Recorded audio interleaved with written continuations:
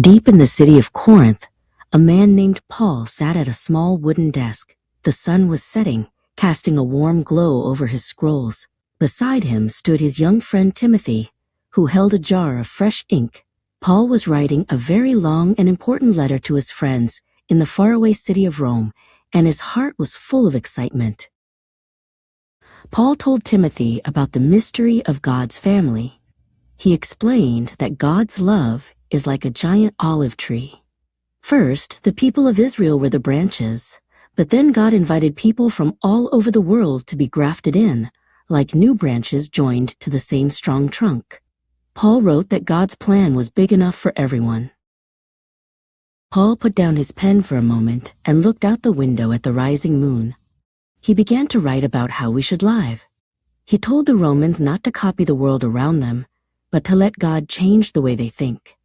Offer your lives as a living gift to God, he wrote, because that is the best way to say thank you. In the city, Paul knew two hardworking friends named Priscilla and Aquila. He used them as an example of how the church works. He wrote that just as a human body has many parts like hands, feet, and eyes, the people of God are one body. Everyone has a different gift. Some can teach, some can help, and some are great at sharing.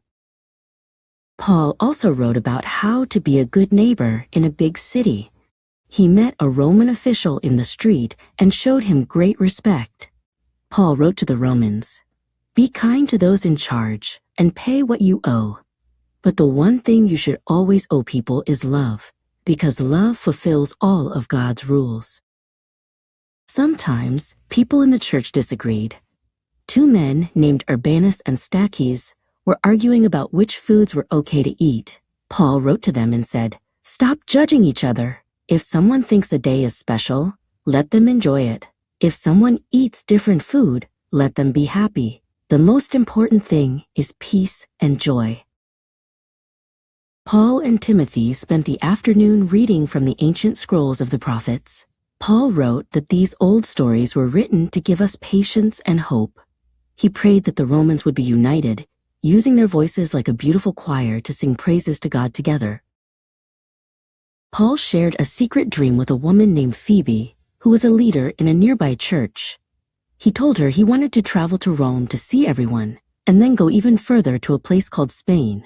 "I want to share the good news in places where people haven't heard it yet," he said with a sparkle in his eyes. Finally, the letter was finished. It was many pages long and filled with wisdom. Paul carefully rolled it up and handed it to Phoebe. She was a brave traveler and had promised to take the letter all the way across the sea to the believers in Rome. Paul knew the letter would be safe in her hands. When Phoebe arrived in Rome, she met a kind woman named Mary and the rest of the church. They gathered in a small room, and Phoebe began to read Paul's words aloud. As they listened, they realized that even though they were many different people, they were all one family, held together by God's amazing love.